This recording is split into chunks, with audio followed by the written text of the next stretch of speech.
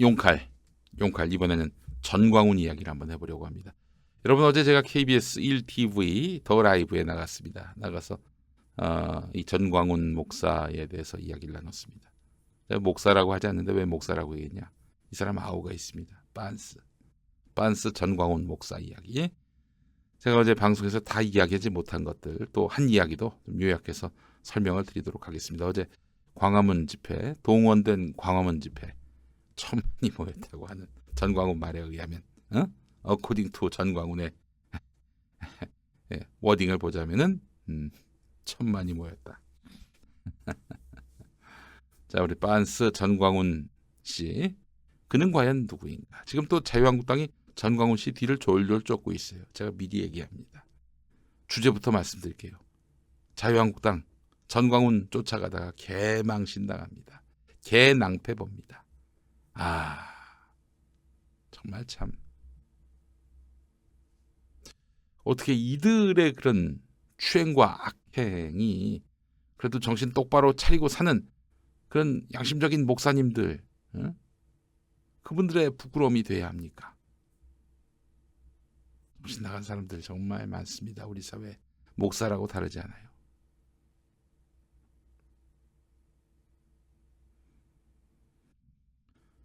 자, 전광훈 그는 과연 누구인가? 지금부터 설명드리겠습니다. 평화나무가 취재한 결과물까지 포함해서 여러분들께 요약해서 말씀을 드리겠습니다. 우리 애청자분들 중에 혹시 전광훈 목사에 대해서 뭔가 환상을 갖고 계시는 분이 있다. 그분이 시원시원하게 말씀하시는데 뭔가 진리를, 정의를 선포하시는 것 같다. 이렇게 생각하시는 분들. 자, 저도 냉수 한잔 마시겠습니다. 다음은 속 차릴 차례입니다. 네. 광고 잠깐 만나보시죠. 자, 시걸포 샤워 정수기, 오늘 먼저 살펴드리도록 하겠습니다. 이 시걸포 샤워 정수기는 물 문제에 대한 해답이 될 수 있을 것 같습니다. 샤워할 때만 쓰는 정수기는 아닙니다. 그것도 마셔도 돼요. 시걸포 샤워 정수기로. 요즘 물 문제가 언론에 참 많이 나옵니다. 먹는 물은 생수를 사 마실 수 있지만 이 씻는 물은 어떻게 할 것인가. 그래서 추천합니다. 시걸포 샤워 정수기.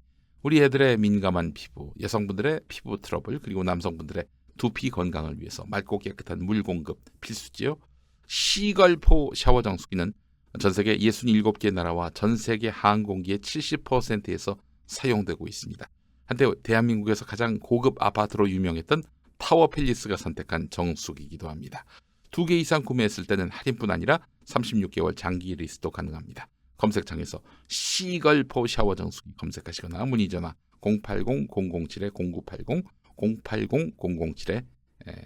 080-007-0980으로 문의해 주시기 바랍니다. 이 시걸포 샤워 정수기 많은 사랑 바라겠습니다. 네.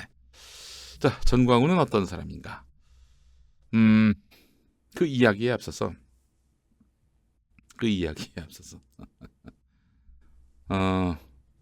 박성중 자유한국당 의원, 서초구청장 지낸 이 사람인데,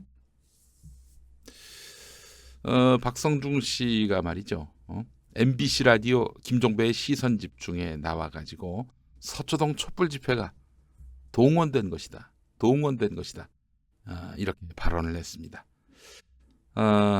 들어보시죠. 그것도 많이 또 웃을 준비하시고 들어보시기 바라겠습니다.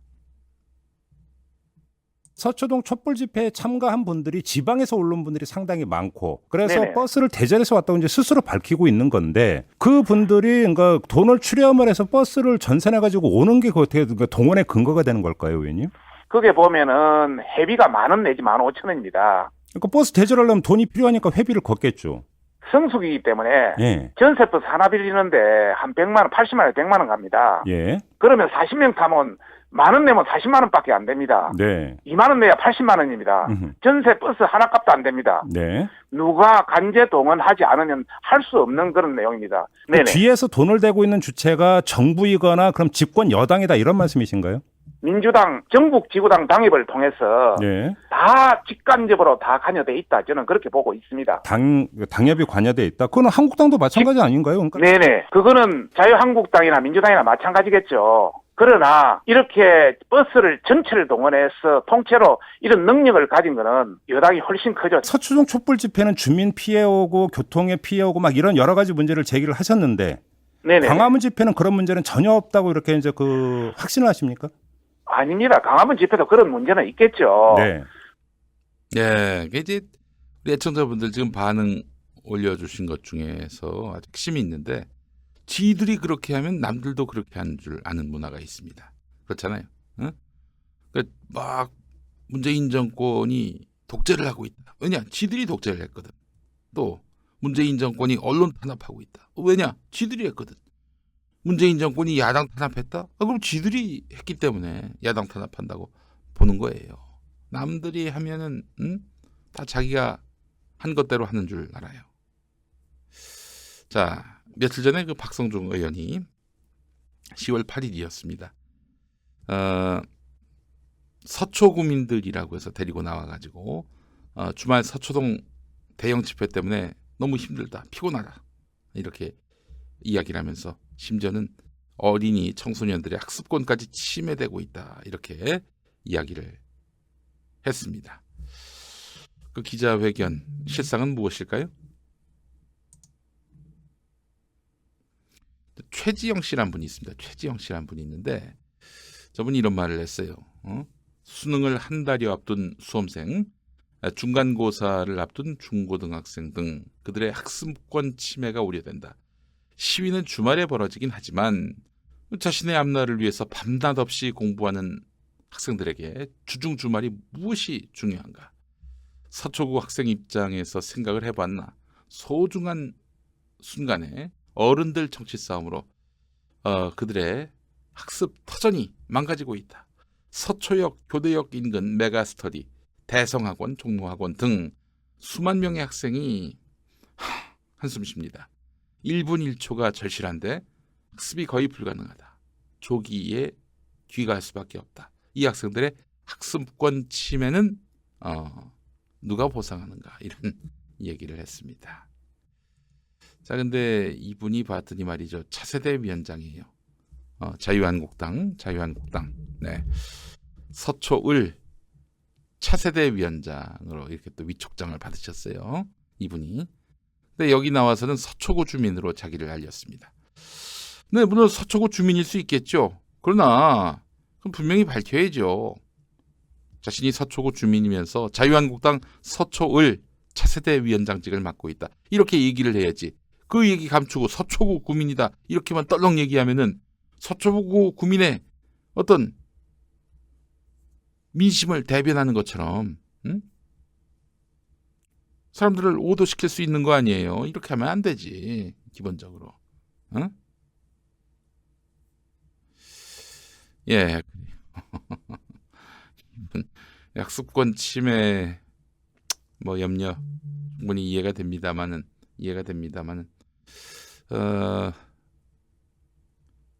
광화문에는 뭐 그런 학생들이 없나? 뭐 그 수는 서초구만 하겠습니까마는. 네. 근데 저렇게 또 차세대 위원장으로서 박성중 의원과 함께 포즈를 취하신 분이 서초구 구민으로만 자기를 알린다는 거는 이거는 있을 수 없는 일이죠. 예. 자유한국당답다는 생각이 듭니다. 네. 좋은 거 배워야지. 예? 좋은 거 배워야지. 자, 자유한국당 서초을 박성중 의원 인터뷰와 함께 이 서초구 주민으로 자신을 알린 최지영 자유한국당 서초을 차세대 위원장, 예, 이분의 발언 한번 짚어봤습니다. 보수단체의 어제 광화문 집회를 보면서 그 집회의 주관자인 전광훈 씨가 주목받고 있습니다. 전광훈은 누구인가? 여러분 많이 궁금해하실 텐데요. 부흥 강사입니다. 여러분 부흥 강사가 뭔지 아세요? 부흥회는 많이 들어보셨죠? 교회마다 이제 부흥회를 하잖아요. 안 하는 교회도 있습니다. 막 주야 주야 주야 이러면서 막 반쯤은 이제 좀 실성 상태로 막 기도하고 신과 그렇게 해서 만나는. 아무 실성 상태라고 해서 그게 잘못됐다는 건 아니에요. 사람이 항상 이성적일 수만은 없잖아요. 때로는 감성에 적기도 하고 또 절대자에게 의지해서 자신의 어려운 처지를 소상히 아뢰고 또 그렇게 해서 위로를 얻는 그 행위를 잘못됐다고 말할 수는 없습니다. 부흥사가 다 나쁘다 이렇게 말할 수는 없는 것이고요. 그런데 이제 부흥사 출신인데 한동안은 부흥 강사비도 받지 않았다고 합니다. 아주 뭐 그래서 굉장히 소탈한 그리고 자기 헌신적인 그런 목사다. 보기 드문 목사다. 이런 평가를 받았는데 이 사람의 스승이 누군가 봤더니 김홍도 아시죠? 김홍도. 금난교회 원로 목사. 우는 사자처럼 이 종북 세력들이 나라를 이렇게 거덜려고 예, 이렇게 말씀하시는 김홍도 목사. 금난교회 김홍도 목사. 근데 이분이 이제 사실은 전광훈 씨가 교단이 큰 교단이 아니에요. 큰 교단이 아니라고 뭐 그 교단에 속한 뭐 목사나 혹은 뭐 거기서 신앙생활하는 분들의 뭐 신앙의 크기가 작다 이렇게 말할 수는 없죠. 뭐 김용민이도 작은 교단이라 할 수 있는 한국 기독교 장로회 전도사인데요. 예.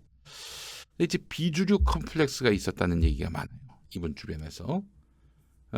대한신학교라는 신학교를 나와가지고 이제 목사가 됐는데, 한국 개신교 주류사회에서 잘 인정받지 못하고 있고, 지금도 사실 뭐 이렇게 인정을 받는다기보다는 이따가 얘기하겠습니다만 좀 계륵 같은 존재예요. 그러니까 대형교회 목사들이 쳐주질 않습니다. 쳐주질 않아요. 그렇지만 막 돌격대 노릇하니까 이거 그냥 나쁜 놈이라고만 볼 수도 없고 뭐 하여간 개신교의 그 힘을 보여주고 있으니까 말이죠. 전광훈이가 계륵 같은 존재예요. 예? 근데 이 사람이 뭐 부흥사로서 자기 명성을 좀 키우려고 했는데 이게 잘 안 됐든지 혹은 극우 정치 운동을 벌이니까 확 존재감이 뜨는 거예요. 그래서 이때부터 이 극우 정치 활동을 또 시작합니다. 통상 여러분 뭐 90년대 이전만 해도 한국 개신교에서 목사들이 정치 현실에 대해서 사회 현실에 대해서 뭐 이야기한다 하면은 대부분 다 한국 기독교 장로회 같이 진보적인 또 민주주의, 인권, 평화를 외치는 그런 분들이 주류를 이루었습니다. 그러다 보니까 보수 목사들은 말이죠. 보수 목사들은 이런 기장 목사들 또 감리교 또 대한예수교 장로회 통합측 목사들 중에 이런 분들이 많이 있었는데 이런 목사들을 정치 목사라면서 막 손가락질을 했어요. 아니 목사가 복음을 전해야지 무슨 저렇게 세상에 세상 일에 너무 깊숙이 개입하면서 정치에 개입하려 하느냐 이러면서 손가락질을 했어요. 그러면서 로마서 13장 모든 권력에게 순종하라 이 말씀을 되뇌이고 또 되뇌었습니다. 군사독재 정권 또 보수 정권 시절에는 이 말씀을 정말 많이 설교했어요. 마음에 안 들어도 지금 권력자는 하나님이 세운 사람이니까 야 닥치고 닥치고 그의 리더십을 존중해 이랬단 말이죠. 근데 김대중 정부 들어서고 노무현 정부 들어서고 문재인 정부 들어서면서 로마서 13장은 거의 인용되지 않습니다. 왜 그러겠어요? 그럼 자기들이 권력자를 비판할 수가 없잖아요. 자, 하여간 2004년부터 전광훈 씨는 기독당이라고 총선 때마다 떴다 방식으로 기독당이란 당을 만듭니다. 처음에는 뭐 1%인가 그렇게밖에 지지를 못 얻었는데 처음에 기독당 만들 때는 그래도 기독교인이 1,000만은 되니까 한 4분의 1 정도, 최대 4분의 1 정도 뭔가 지지를 받아서 국회에 진출할 수 있지 않겠는가 기대를 했는데 1%밖에 얻질 못했어요. 근데 하여튼 4년마다 한 번씩 떴다 방식으로 계속 당을 만들었습니다. 그리고 지난 2016년 20대 총선에서는 무려 2.7%까지 지지율을 얻었어요. 여러분 3% 넘어가면요 의석 하나 얻습니다. 의석 하나 얻어요. 원내 정당이 되는 겁니다. 참 너무 슬픈 것이 뭐냐면은 녹색당보다도 더 지지율이 높았어요. 기독당이. 아이고 참. 이 사람 그러다가 2007년에는 이명박을 찍지 않으면은 생명책에서 지우겠다. 생명책에 그 이름 올리고 내리고 이거는 하나님만이 할 수 있는 일입니다. 생명책은 일단 뭐 비유지요, 비유. 근데 자기가 생명책에서 그 이름을 지운다? 쥐가 하나님이란 얘기지. 여기서부터 이단성이 드러납니다. 최근에도 자기가 만든 신용카드, 선교카드라고 하는 그 선교카드에 가입하지 않으면 생명책에서 지우겠다. 웃으면서 얘기했지만은 여간 그런 얘기를 했어요. 그러니까 제가 봤을 때는 이분이 비주류 컴플렉스가 있어가지고 나름대로 자기 이름을 드러내고 또 세력을 과시하기 위해서는 안 되겠다. 이 정치도 같이 해야 되겠다라고 판단을 한 것 같습니다. 아니면 정치를 하고 싶은데 그래. 목사를 하면서 정치를 해야 이게 먹어주는구나 라고 판단했을 수도 있겠다 하는 생각이 듭니다. 전광훈이 이런 사람입니다. 자, 전광훈의 그동안의 막말을 한번 살펴보겠습니다. 이 사람들에게 이목을 끌기 위해서 계속해서 막말을 쏟아내고 있는데 요즘 보니까 이 막말을 갖고 이 언론에서 여론이 막 반발하고 문제 삼고 지적하면은 그걸 더 재탕삼탕하는 거예요. 노이즈 마케팅에 활용하고 있는 거예요. 지난 그 10월 3일 집회 때 여러분 기쁜 시간이 돌아왔다라면서 헌금을 거둔 거 아닙니까? 언론에서 막 질타하니까 공부 좀 해 하면서 어제 기쁜 시간이 또 돌아왔다고 그렇게 얘기를 합니다. 막 논란을 즐겨요. 저희 평화나무가 빤스가 작년 12월에 했던 거 청와대로 진격하자. 그 앞에 목사 사모들이 서서 순교하고 그런 말 갖고 저희 평화나무가 문제 삼으니까 그 말을 또 계속해서 해야 되더니 10월 3일에 진격하자라고 했고 실제로 시도까지 했습니다. 저 사람은 막말 막짓을 하면서 그것에 여론이 막 들끓고 문제 삼고 혼쭐 내주고 그래도 그걸 즐겨요.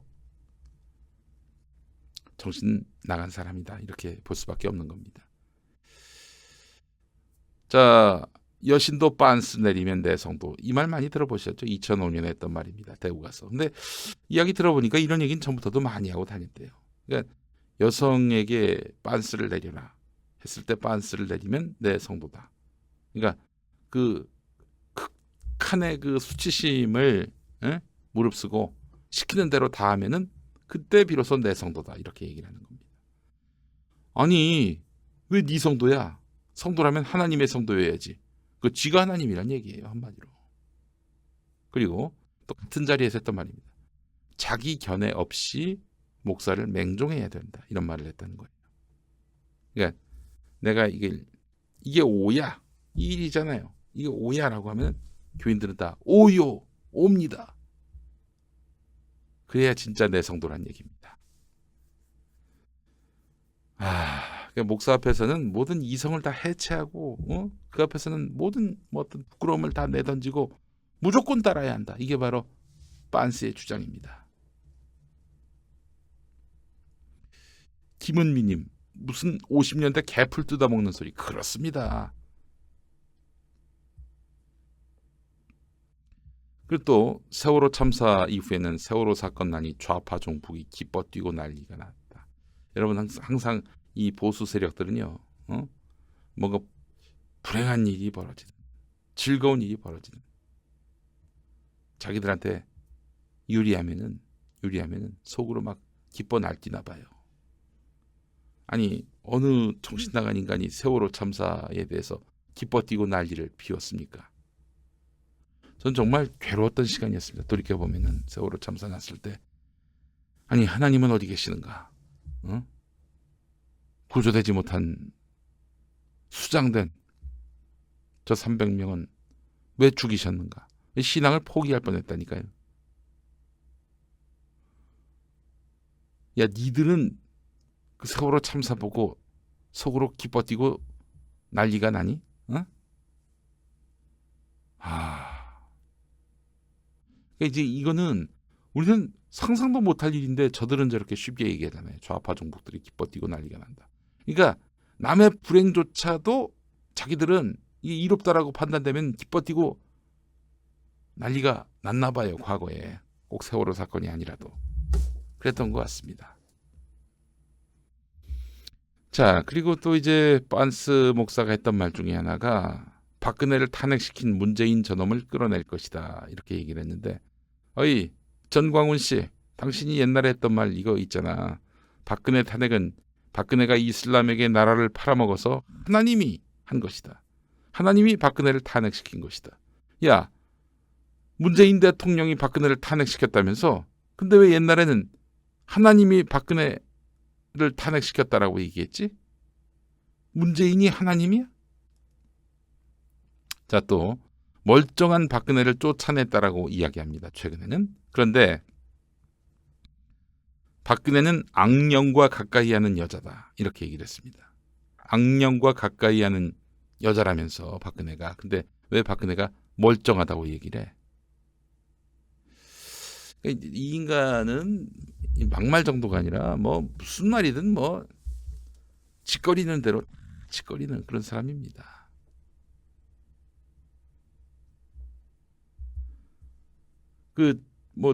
제가 지금 너무 많아가지고 뭐 하나하나 다 기억을 못 하겠는데 최근에 빤스가 잘하는 말이 그거예요.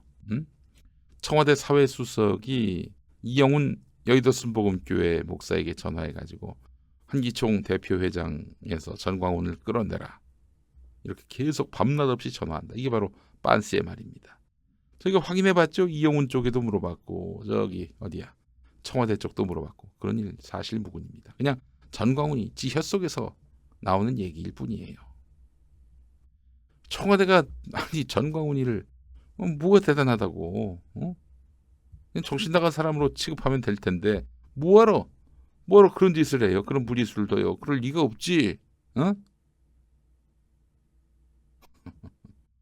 이런 상태의 사람입니다. 이런 상태의 사람한테 뭐 신뢰를 보내고 그러는 것 자체가 너무 없어 보여요. 여러분. 얼마 전에 여의도 순복음교회가 10월 3일 집회에 30만 명을 동원하기로 했다.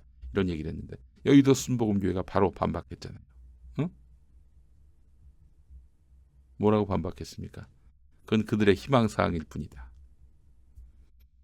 근데 이 전광훈이한테 왜 이렇게 일침을 가지도 못하지? 이영훈 목사나 이런 사람들이. 앞서 얘기한 대로 계륵으로 여기는 것 같습니다. 계륵.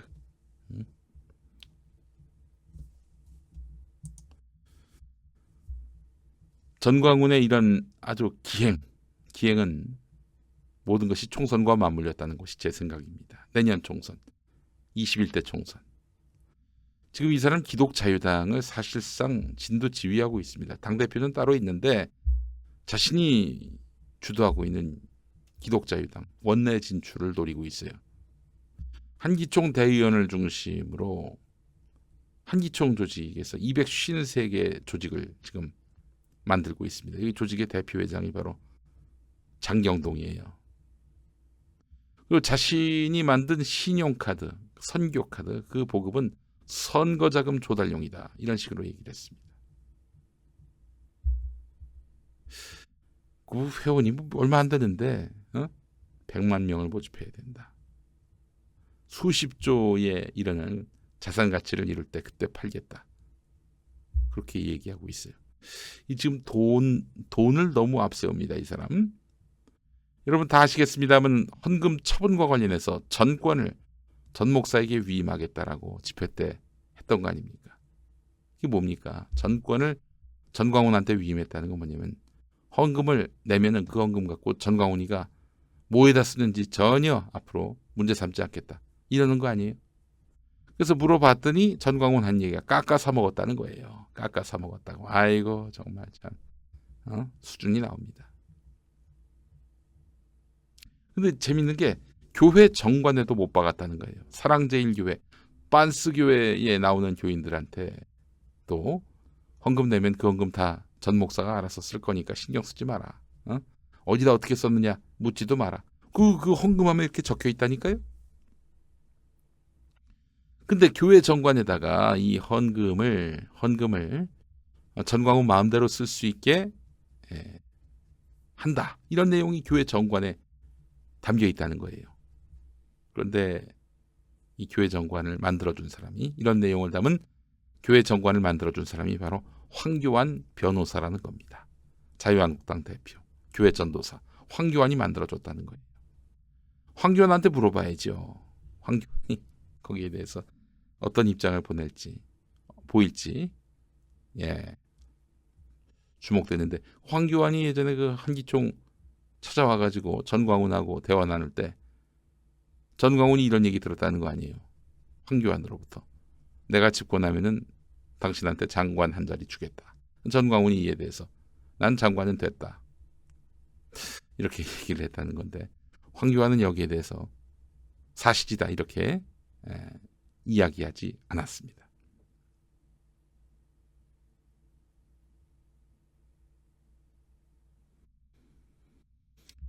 헌금을 어디에 어떻게 썼는지, 집회 자금을 어디서 어떻게 조달했는지 우리가 알 수가 없습니다.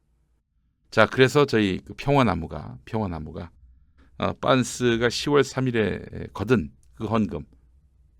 그 헌금에 대해서 저희가 법적으로 시비를 걸려고 합니다.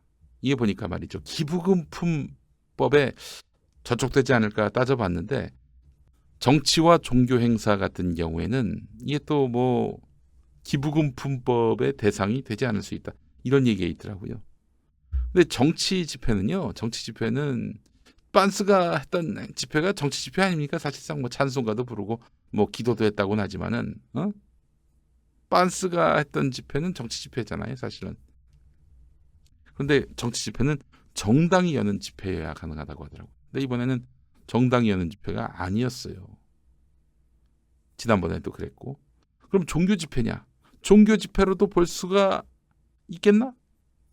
반정부 구호가 나오고 정치 지향적 메시지들이 나왔고, 그래도 뭐 외피는 종교 행사니까 그럴 수 있다.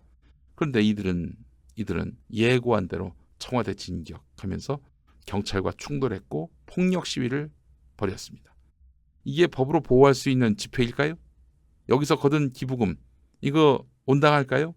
정당할까요? 그래서 저희 평화나무가 이것과 관련해서 소송을 제기하려고 합니다. 평화나무 많이 도와주시고 성원해 주시면 감사하겠습니다. 전광훈에 대해서는 개신교계, 특히 대형교회 쪽에서는 계륵과도 같은 존재로 여기고 있습니다. 인원 동원 능력이라든지 이 돌격대로서의 어떤 캐릭터, 버리기는 아까운데 또 가까이 하기는 좀 없어 보이고 쪽팔리고, 하여간 계륵 같은 존재예요. 근데 전광훈은 계륵이기를 원치 않죠. 개신교계를 대표하고 또 그렇게 해서 정치권 앞에서 정치권이 자기한테 고개를 조아리고 목사님 이렇게 해주길 바라고 있어요. 전광훈이 기억하시죠? 지난 2016년 총선 때 김무성 그리고 박영선 의원 불러다 놓고 동성애 반대한다, 이런 말을 끄집어내지 않았습니까?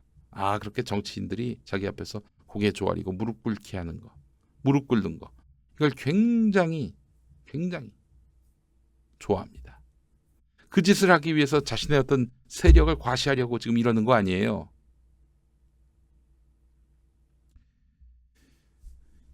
그러다 보니까 전광훈 교회에 지금 김문수, 원래 천주교 출신이거든요.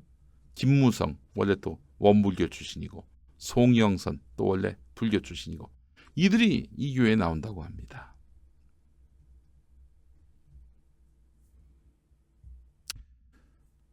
근데 자유한국당이 말이죠, 전광훈하고 선을 긋지 못하고 있습니다. 심지어 전광훈이 취한 이 집회에 참석하라고 동원했어요. 저희가 분명히 얘기합니다. 전광훈 씨는 자기가 중요하지 자유한국당 보수정치의 미래가 자기하고 별 관계가 없어요. 보수정치의 미래와 자신이 별로 관계가 없다고 생각을 합니다. 전광훈 씨는 총선 때 자유한국당 편에 서지 않을 것입니다. 그때도 기독자유당, 기독자유당을 앞세워서 선거운동할 것이 너무나 뚜렷해 보입니다. 그런데 지금 전광훈을 쫓아다니고 있어요. 자유한국당이 기독자유당 밀어주려고. 두 당이 합당할까요? 아마 전광훈이가 자유한국당의 당권을 요구할지 몰라요. 큰 당에 들어가가지고 자기가 뭐 n분의 1이 되는 걸 바랄까요? 기독자유당 몸집을 키우면 자유한국당 다음 총선 때 해로울 수가 있습니다. 지금 우리 공화당도 어떻게 건사하기 힘든 판인데.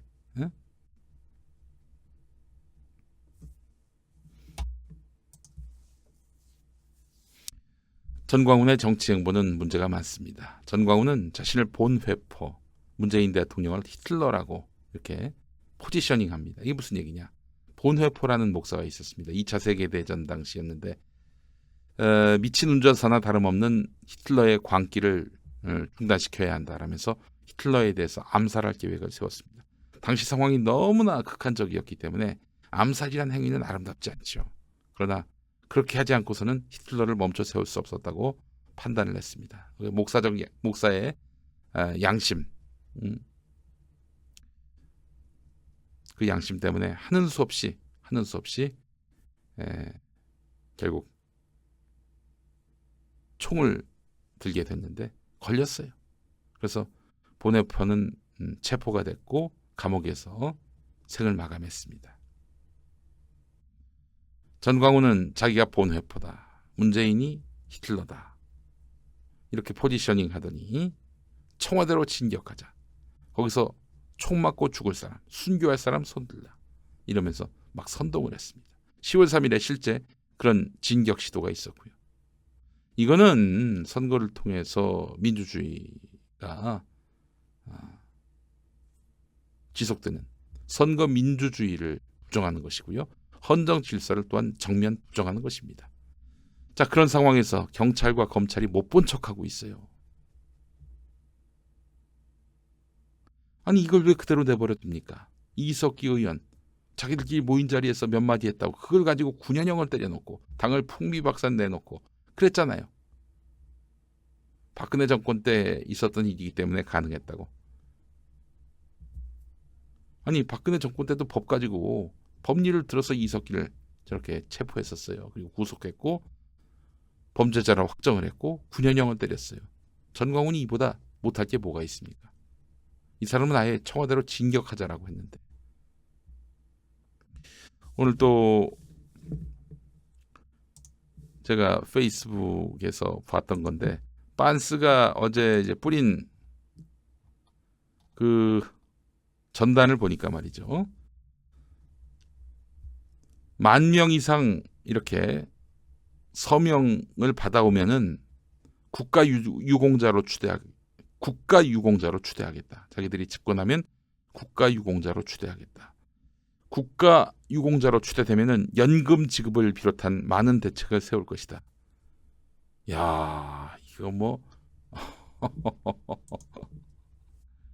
이러고 있습니다. 전광훈 씨가. 이 사람은 지금 선거 민주주의를 부정하고 있어요.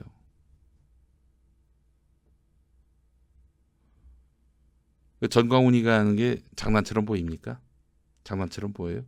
저렇게 광화문에 자기 말로는 1,000만이 모였다고 했는데 그게 장난처럼 보입니까? 가짜 뉴스에 물들고 또한 거짓 선동에 휘말리는 사람이 있겠냐 싶습니까? 경찰, 검찰 뭐하고 있어요? 그리고 문화체육관광부 한기총 이름으로 저렇게 정치 행보를 보이고 있는데 해산청원 왜 묵살하고 있습니까? 당신들이 문재인 정부에서 녹받는 사람들 맞습니까? 뭐하고 있어요? 무슨 지금 없는 죄 만들어서 저 사람 골탕 먹이라고 얘기하는 겁니까? 있는 죄에 대해서 제대로 추궁하고 책임을 물려야 될 거 아닙니까?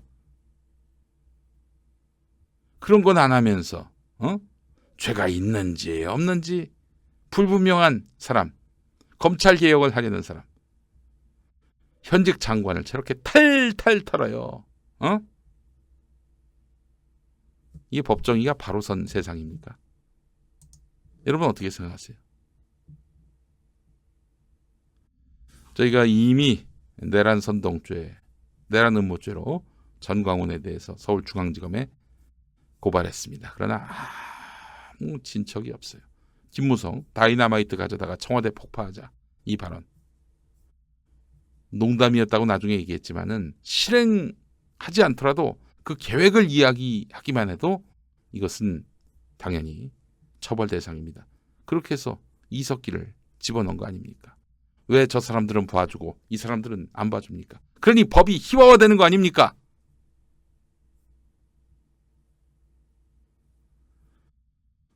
아, 진짜 뭐 하고 있어, 진짜. 대통령 주변 사람들. 지 안이나 살피고 말이야. 할 수 없습니다. 뭐 김용민이라도 나서야지 뭐. 응? 할 수 없어요. 예. 자, 전광훈이 누구인지 아시겠죠, 여러분? 응?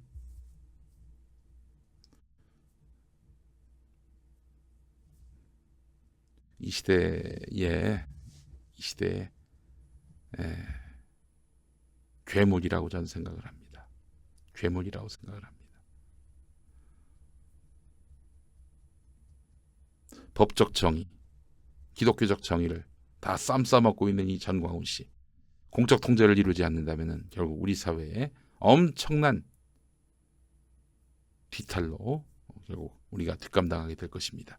여러분, 전광훈의 행보에 대해서 직시해 주시고 저희 평화나무와 함께 이런 그릇된 보수 개신교의 악한 행동 저지 시켜주시기 바라겠습니다.